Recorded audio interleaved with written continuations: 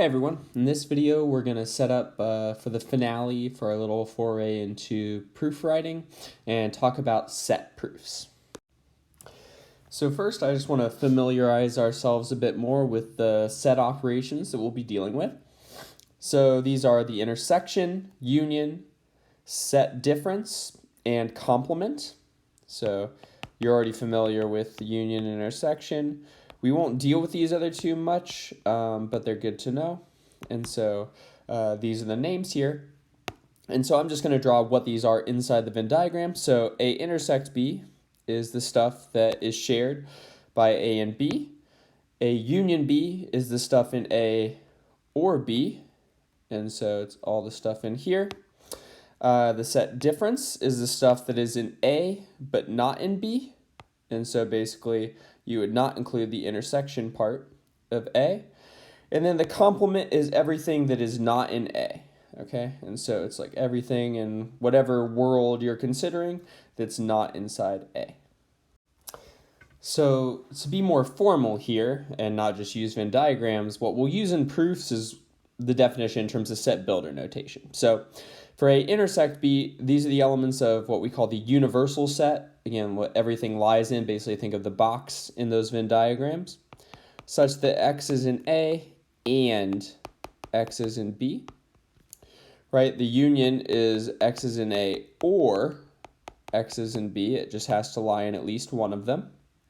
The set difference is the stuff that lies in A but not in B, so and X is not in B.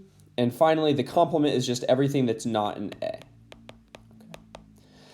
And for us, we are going to consider one more thing because we're in the world of vector spaces where addition makes sense. And so we will consider the sum of sets. So these are the things where our universal set is usually some bigger vector space where A and B are subspaces, such that X can be written as the sum A plus B, where A is in A and B is in B. Okay, and so some comments to make. The red starred ones here, A plus B and A intersect B, these are vector spaces in general, or I guess subspaces, since we'll be taking intersections and sums of subspaces. We get a new subspace out of it. And the blue stars are not vector spaces. So why? Think about what is missing from all of these. So we've already talked about the union and why it's in general not a subspace. So it will be if A is contained in B, which is something we proved in class. So I'll put in general here. And for A minus B and A complement, note that if B is a subspace as well, then by removing it or removing the stuff from A in terms of the complement, there will be no zero vector here once we remove that stuff. And so thus it's not going to be a subspace. So now we're ready to talk about set proofs. So there are a couple general ideas here. So to show something as a subset of another set, so here to show A as a subset of B, you want to start with an arbitrary element of A and then show that it also lies in B. So basically, you are proving if X is in A, then X is in B. Okay, so you want to think of it in terms of that implication.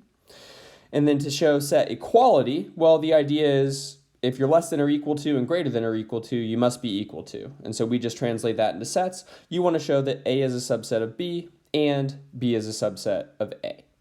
Okay. So let's try proving if A is a subset of B, then B complement is a subset of A complement.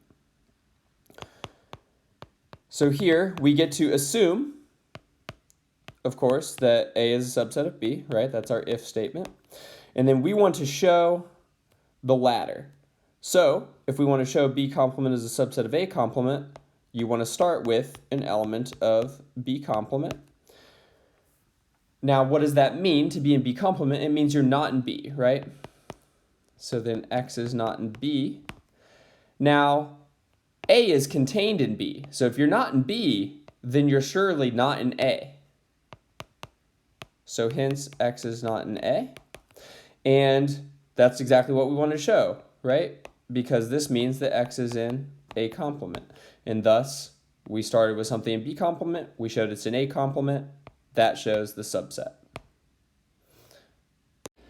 All right, so let's prove one more. This one will be a bit more complex, but should give you a really good idea of how these work in general because it has a lot of pieces. Okay, so this is equality, and so we want to show subset containment both ways. So first I'm going to start from left to right, okay? So we should start with an arbitrary element of the right side, and then we want to translate this into what it means, okay? So it's in the intersection, which means it's in both, right? So I can conclude now that x is in A and x is in the union B or C, okay? So hence, x is in A, and what does the union mean? It means or, right? So x is in B or x is in C. All right, and then what I want to show is that it's in A and B or it's in A and C. So working toward that, I mean, I basically have that, right? I know it's in A and it's in one of these. So I can conclude that x is in A and x is in B, or x is in A and x is in C. Thus, just translating this and into intersection, x is in A intersect B, or x is in A intersect C.